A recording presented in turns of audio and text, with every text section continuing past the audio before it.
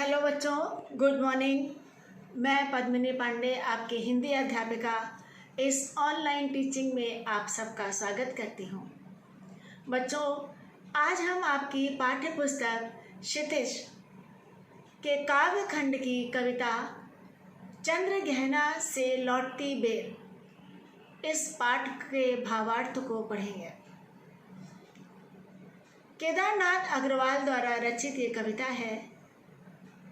केदारनाथ अग्रवाल जनमानस के संघर्ष और प्रकृति की सुंदरता इनकी कविताओं का मुख्य विषय रहा है। बच्चों, हम लोग सबसे पहले कवि केदारनाथ के बारे में उनका परिचय पढ़ते हैं, उसके बाद इस कविता का सार, तत्पश्चात इसके भावार्थ को समझेंगे। तो बच्चों, केदारनाथ अग्रवाल का जन्म उत्तर प्रदेश के बांदा जिले के कमसिन गांव में सन 1911 में हुआ था। इनकी शिक्षा इलाहाबाद और आगरा विश्वविद्यालय में हुई। केदारनाथ अग्रवाल पेशे से वकील थे। तत्कालीन साहित्यिक आंदोलन से इनका गहरा जुड़ाव रहा और सन 2000 में इनका देहांत हो गया। इनकी रचनाएं नींद के बादल, युग की गंगा, आग का आईना, पंख और पतवार, इस प्रकार से कई प्रमुख काव्य कृतियाँ इन्होंने रचना करी हैं। केदारनाथ अग्रवाल को सोवियत लैंड नेहरू पुरस्कार और साहित्य अकादमी पुरस्कार से भी सम्मानित किया गया है। प्रगतिवादी धारा के मुख्य कवि है ये केदारनाथ अग्रवाल। प्रकृति का सौंदर्य इनकी कविता का मुख्य उद्देश्य रहा है। केदारनाथ कविता की भाषा, उनकी भाषा काव्य की भाषा लोक भाषा के निकट ग्रामीण जीवन की भाषा या ग्रामीण जीवन से जुड़े बिंबों की इन्होंने आत्मीयता के साथ प्रस्तुत किया है। तो बच्चों, आज हम लोग जो पढ़ेंगे चंद्रगहना से लौटती बेर, इसमें भी ग्रामीण परिवेश, प्रकृति सौंदर्य का इन्होंने वर्णन किया है। इस कविता में कवि ने क्या बताया है कि प्रकृति के प्रति जो इनका गहन प्रेम है वह व्यक्त होता है। और चंद्रगहना एक जगह का नाम है। चंद्रगहना नामक स्थान से लौटते हैं कवि, तो उनका मन जो है वह किसानी मन, ग्रामीण मन, खेत खलिहान को देख करके, वहाँ की प्राकृतिक दशा को, प्राकृतिक परिवेश को देख करके उनका मन आकर्षित हो जाता है। इस कविता में उनकी सृजनात्मकता, उनकी कल्पना की अभिव्यक्ति करी है और असाधारण सौंदर्य प्रकृति के, उसकी ओर उन्होंने किस प्रकार से ग्रामीण प्रकृति सौंदर्य और शहरी विकास की तीव्र गतिता को उन्होंने यहाँ पर व्यक्त किया है। ग्रामीण प्राकृतिक सौंदर्य और शहरी विकास की तीव्र गति के बीच की अपनी संवेदनाओं को इन्होंने यहाँ व्यक्त किया है। यहाँ प्रकृति और संस्कृति दोनों की एकता को व्यक्त करा है इस कविता में। तो आइए बच्चों, हम लोग पढ़ते हैं चंद्रगहना से लौटती बेर। बेर का मतलब होता है उस बार। चंद्रगहना से यानी चंद्रगहना नामक स्थान से कवि जब लौटते हैं तो वो वहाँ पर क्या क्या दृश्य देखते हैं, इसके बारे में इस कविता में उन्होंने प्रस्तुत किया है। तो चंद्रगहना से लौटती बेर।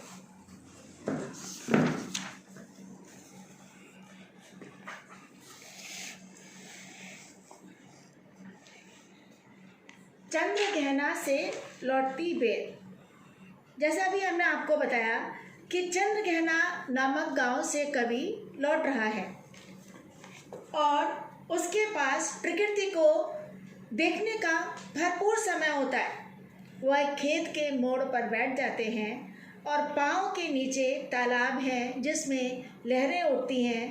पास ही चने के पौधे हैं जिनके सिर पर गुलाबी फूल खिले हैं। कवि ने ऐसी कल्पना करी कि वो मानो दूल्हे की भांति सजे हुए हैं। वहीं पास में अलसी का नीला फूल है बच्चों, जो सिर पर धारण किए अपने प्रेम का निवेदन कर रही है।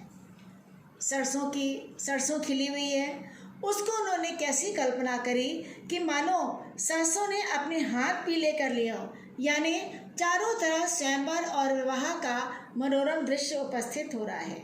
इस प्रकार के अनेक प्राकृतिक दृश्यों का वर्णन करते हैं, तो हम लोग उसको पढ़ते हैं। देखिए, देख आया चंद्र गहना, देखता हूँ दृश्य अब मैं, मेड़ पर इस खेत की बैठा अकेला, एक बीते के बराबर यह हरा ठिगना चना, बांधे मुरैठा शीश पर छोटे गुलाबी फूल का सज कर खड़ा है। देख आया चंद्र गहना, देखता हूँ दृश्य अब मैं, मेड़ पर इस खेत की बैठा अकेला, एक बीता क्या होता है? बित्ता, यानी हाथ के पंजे के चौड़ा खोलने पर अंगूठे के सिर से छोटी उंगली के सिरे तक की लंबाई को एक बित्ता या माप की बात करते हैं। ठिगना छोटे, मुरैठा पगड़ी या साफा। क्या कहते हैं कवि? देख आया चंद्र गहना, देखता हूँ दृश्य अब मैं।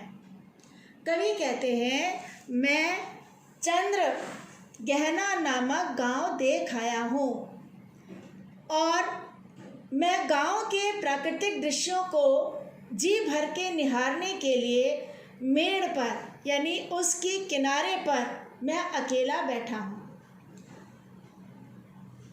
गांव के प्राकृतिक दृश्यों को जी भर के मोड़ पर इस खेत की बैठा अकेला, यानी उसके पास प्रकृति के दृश्य को निहारने का भरपूर समय।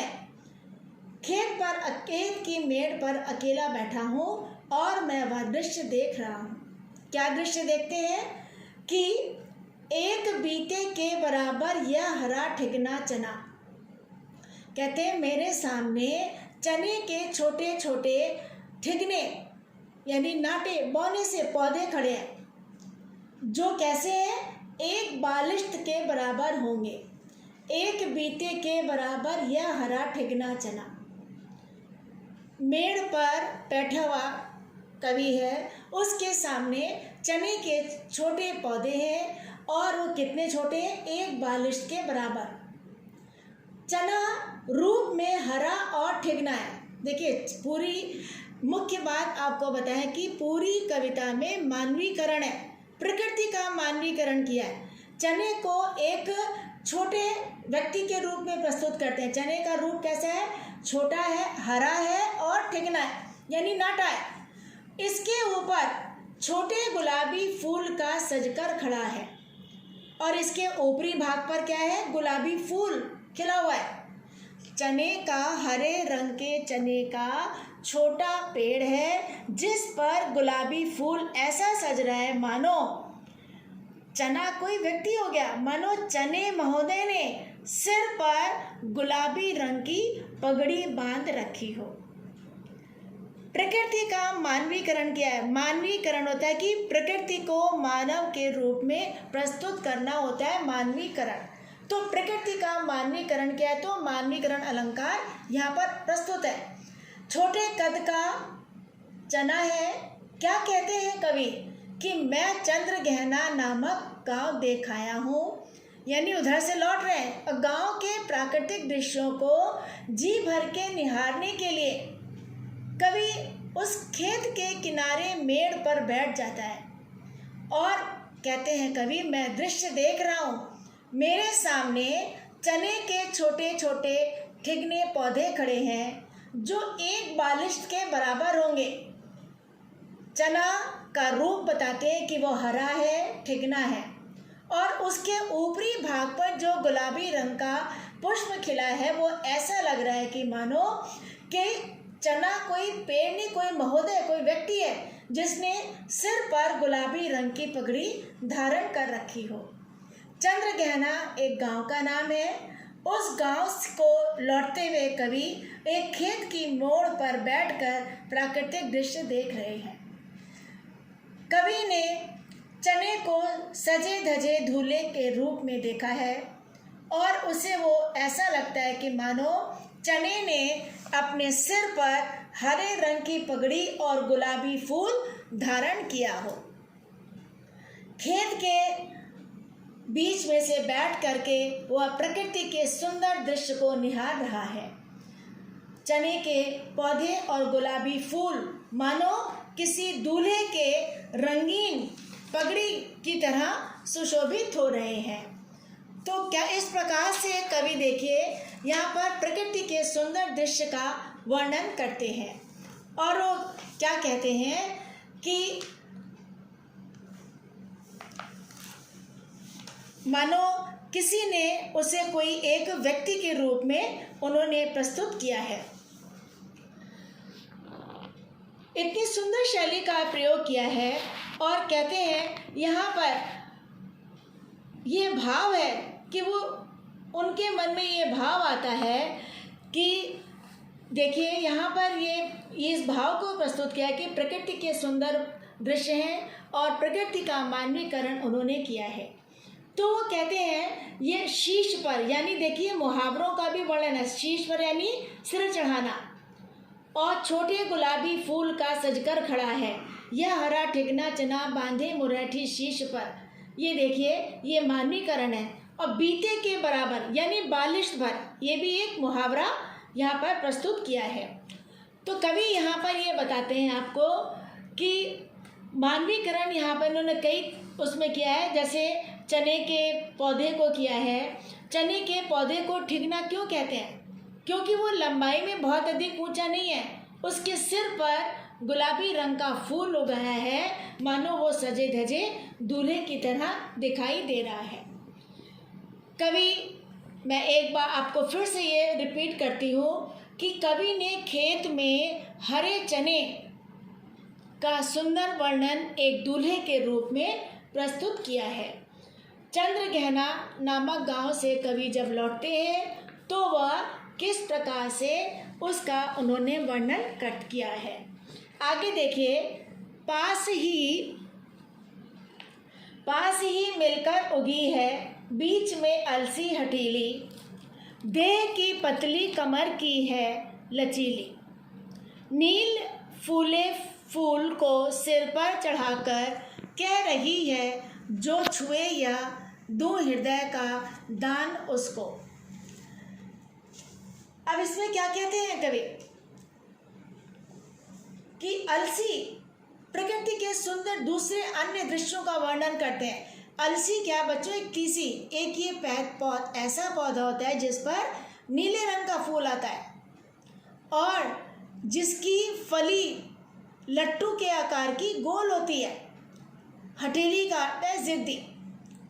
अब चने के खेत का वर्णन किया, उसी के पास में अलसी भी उगी हुई है। अलसी का एक पौधा, जैसे मैंने आपको बताया कि उसमें नीले रंग का फूल आता है। चने की क्यारी के पास ही अलसी भी उगी है, पास ही मिलकर उगी है। पास किसके? चने के पौधे के पास। और बीच में अलसी हटीली, हटीली मतलब जिद्दी, कि चने के पौधे में उगकर मानो हठ पूर्वक अपना स्थान बना लिया है। देखिए कवि ने इसको हटीली क्यों कहा? क्योंकि वो शरीर से बहुत पतली है, उसकी कमर लचकदार है, देह की पतली कमर की है लचीली। देखिए सुंदर एक लड़की का, नारी का उन्होंने रूप यहाँ पर प्रस्तुत किया है। चने के पौधों को क्या बताया? एक व्यक्ति, एक मनुष्य, एक दूल्हे के रूप में बताते हैं। यहाँ पर क्या कहते हैं कि देह की पतली कमर की है लचीली, नील फूले फूल को सिर पर चढ़ाकर। चने की क्यारी के पास अलसी भी उगी हुई है। उसने चने के पौधों में उगकर मानो हठ पूर्वक अपना स्थान बना लिया है, इसलिए कवि उसको हटीली कहते हैं। वह शरीर उसका कैसा है? उसका रूप आकार बहुत दुबली पतली है, उसकी कमर लचकदार है और उसके ऊपरी भाग पर नीले रंग के फूल खिले रहे हैं। अलसी के इस शोभायमान सुंदर रूप को देखने पर ऐसा लगता है कि मानो कह रही है छुए या दूं हृदय का दान उसको। कहती है कि मानो वह मूक भाषा में यानी मौन रह करके क्या कह रही है देखने वालों से कि कोई अगर मुझे प्यार से छुए तो मैं अपना प्यार भरा हृदय उस पर न्यौछावर कर दूं। पास ही मिलकर उगी है बीच में अलसी हटीली, देह की पतली कमर की है लचीली, नील फूले फल को सिर पर चढ़ाकर कह रही है जो छुए या दूं हृदय का दान उसको। चने की क्यारी के पास ही अलसी उगी हुई है। अलसी उगी उसको हटीली क्यों कहते हैं? यानी चने के पौधों में उसने जिद करके हठपूर्वक अपना स्थान बनाया हो, इसलिए कवि उसको हटीली कहते हैं। उसका रूप आकार कैसा है? बहुत पतली है, कमर उसकी लचकदार है, उसके ऊपरी भाग पर नीले रंग के फूल खिल रहे हैं। अलसी की ऐसी सुंदरता को देख करके कवि कहते हैं ऐसा लगता है कि मानो वह मौन होकर के क्या कह रही है कि कोई अगर मुझे प्यार से छुए तो मैं अपना प्यार भरा हृदय उस पर न्यौछावर कर दूं, हृदय का दान उसको। देखिए मानवीकरण यहाँ भी है। अलसी का पौधा बच्चों बहुत पतला होता है, वह हवा के हल्के झोंके के साथ ही लहरा उठता है, इसलिए उन्होंने उसको यहाँ पर उसकी लचकदार कमर कही है। इस कारण कवि उसे लचीला कहते हैं। यह पौधा बार बार झुकने के बाद भी खड़े होकर झूमने लगता है, मानो उसके झूमने का उसने जिद कर ली हो, इसीलिए कवि उसे हठीला भी कहता है।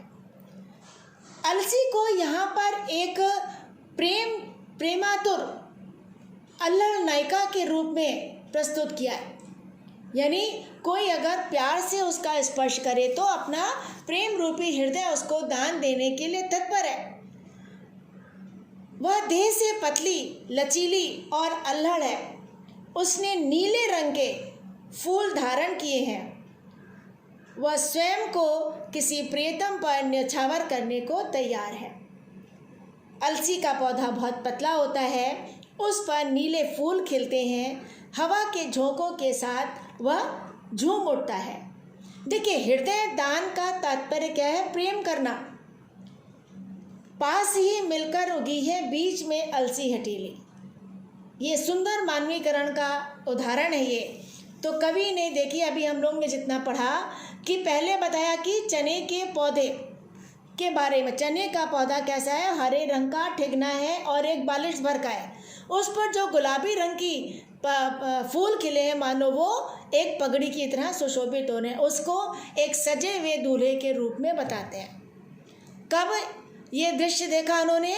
जब चंद्र गहना नामक गांव से लौटते हैं तो वहाँ खेत की मेड़ पर बैठ करके प्रकृति के दृश्यों को वो देखते हैं। उसके बाद आगे देखते हैं कि वहीं पास में चने के पौधे के पास अलसी का पेड़ भी उगा हुआ है। अलसी बहुत हल्का पतला मैंने आपको बताया, और वो कहते हैं कि हल्के वो उसमें उसको जिद हटीला कहा कि मानो उसने जिद पूर्वक हठपूर्वक वहीं पर अपना स्थान बना लिया है।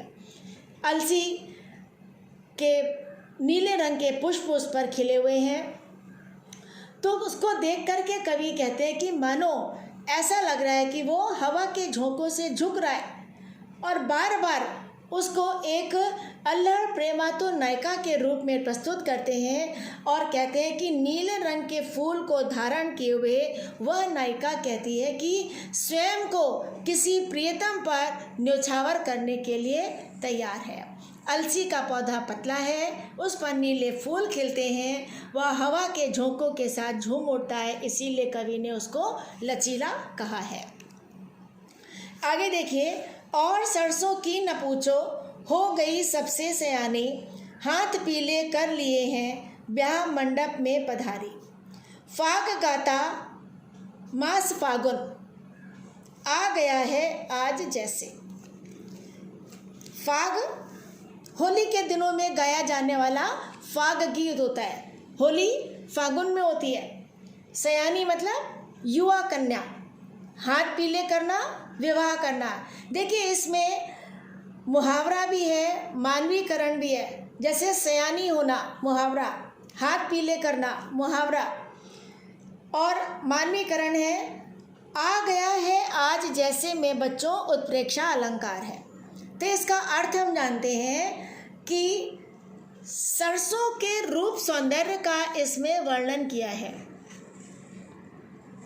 और कहते हैं कवि, और सरसों की न पूछो, मतलब सरसों जब खिल जाती है तो जब बसंत के महीने में सरसों खिलती तो चारों तरफ मधुमास आ जाता है, सुंदर प्रकृति खिली रहती है, पीले पीले फूल खिले प्रकृति के सुंदर दृश्य सभी की जो है वह आकर्षित करते हैं। तो कवि कहते हैं उसके सरसों के रूप सौंदर्य की तो बात ही ना पूछो, यानी सरसों खिलना यानी हर्ष उल्लसित होना, मन में सरसों खिलना, सरसों के फूल खिलना यानी प्रसन्नचित्त होना।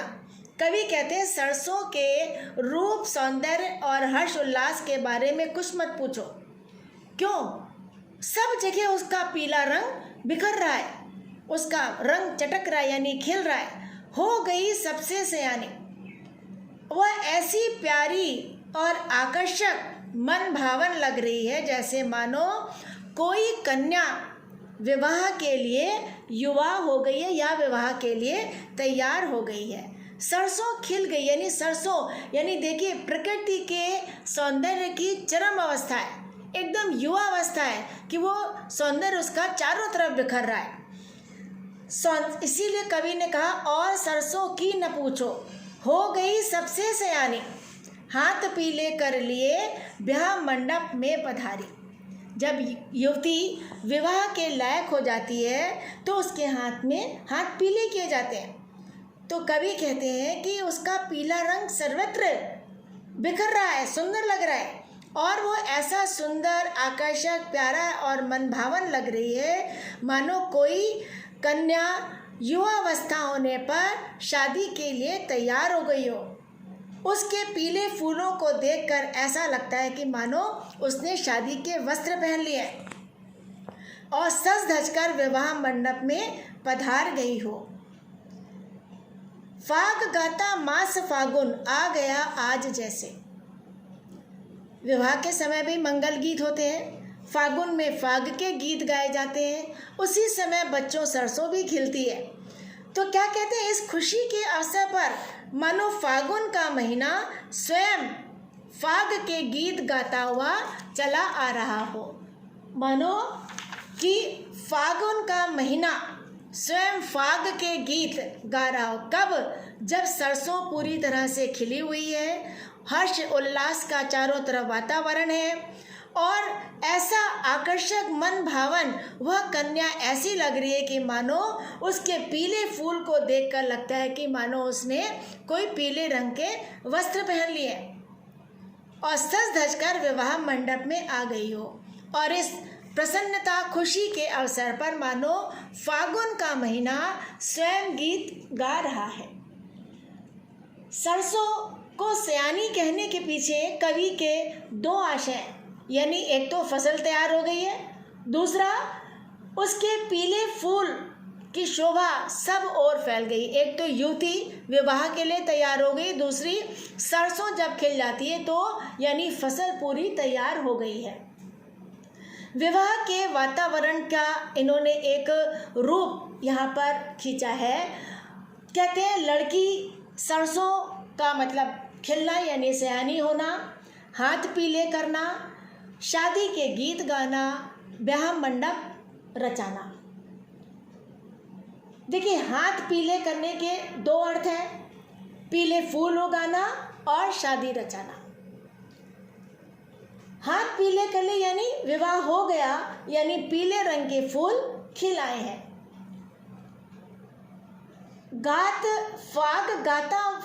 फाग गाता मास फागुन आ गया आज जैसे। देखिए इसमें ये उत्प्रेक्षा अलंकार का बहुत सुंदर उदाहरण इसमें इन्होंने प्रस्तुत किया है।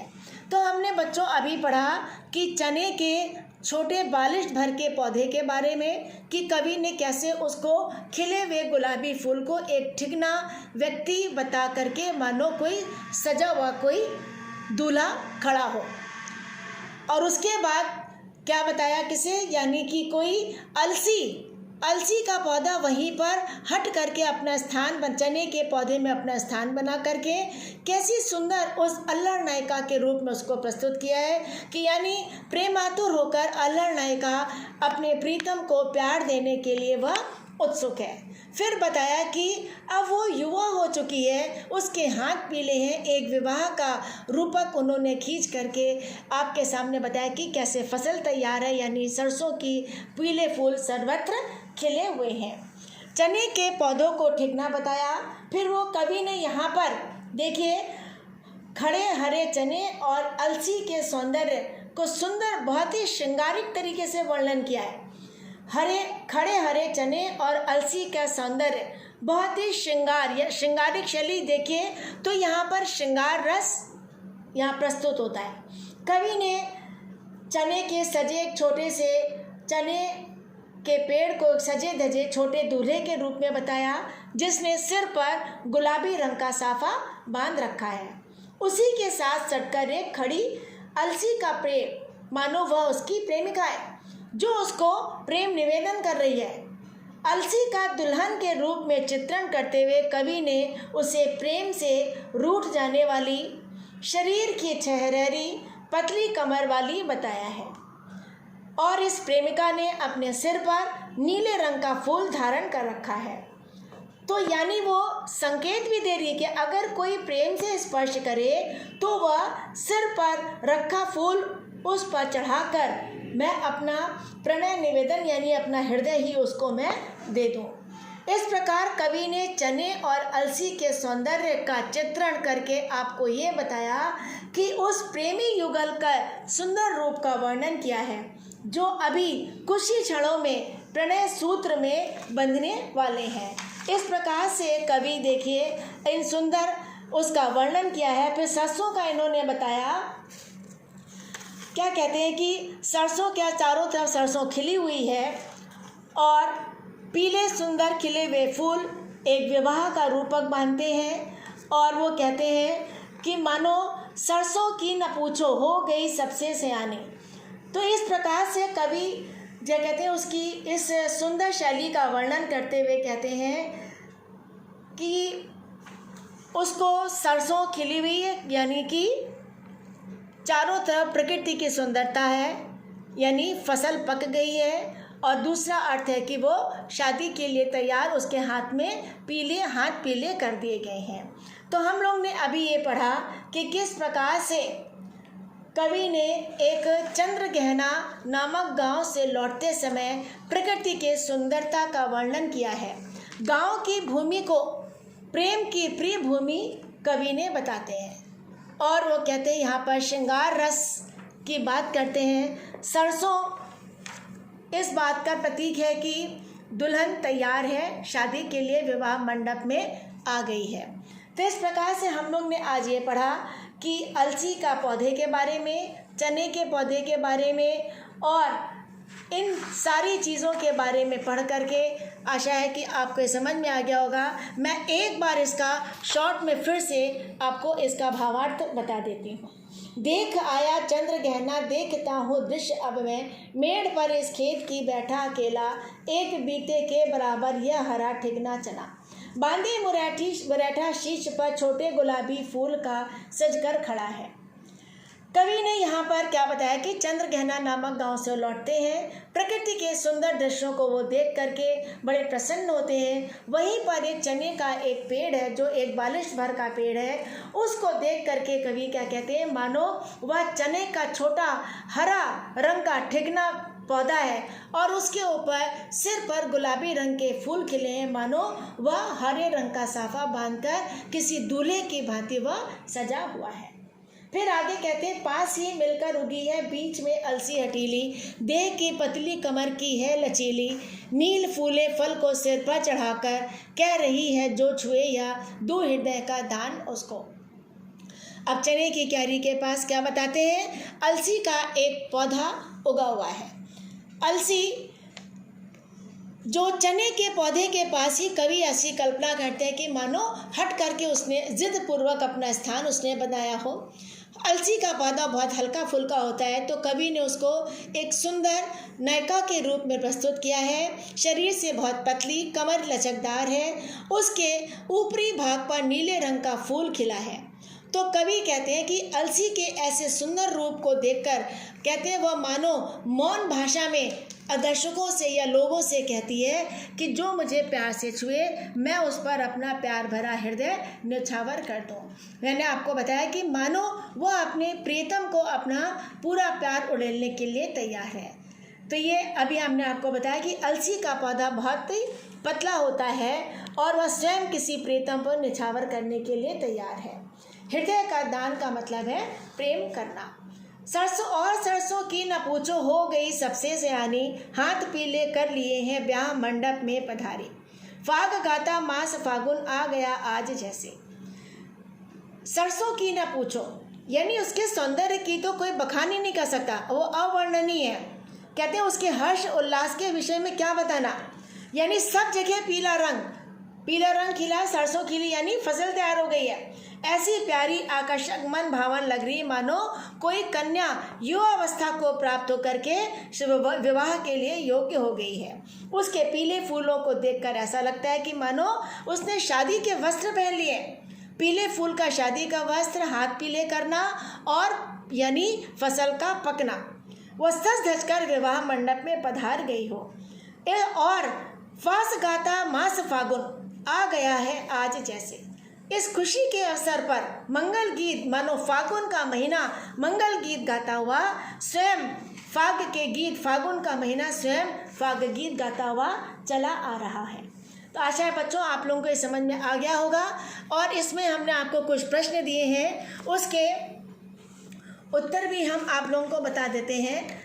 बहुत आसान है, इसको आप लोग कॉपी निकालिए, इसको अपना लिखना आप शुरू करिए। इसे देखिए, चंद्र गहना क्या है, कवि कहाँ बैठकर प्राकृतिक दृश्य देख रहा है। चंद्र गहना क्या है, मैंने आपको बताया कि एक गांव का नाम है और कवि इस गांव को देखकर लौटते हुए खेत की मेड़ पर बैठकर ये प्राकृतिक दृश्य को देख रहा है। कवि चने के पौधों को किस रूप में देखता है, मैंने आपको अभी समझाया। कवि किस रूप में देखता है, सजे धजे दूल्हे के रूप में देखता है। क्यों? क्योंकि उसने चने के पौधे ने सिर पर गुलाबी रंग के पुष्प जो खिले हुए मानो उसकी वह पगड़ी है। उसके बाद है अलसी को किस रूप में प्रस्तुत किया गया है, किस रूप में प्रस्तुत किया गया है। अलसी को एक प्रेमातुर अल्हड़ नायिका के रूप में प्रस्तुत किया है। क्यों? क्योंकि वो देह से पतली, लचकदार कमर, अल्हड़ और नीले रंग का फूल धारण किए मानो किसी प्रेतम पर अपना हृदय न्यौछावर करने को तैयार है।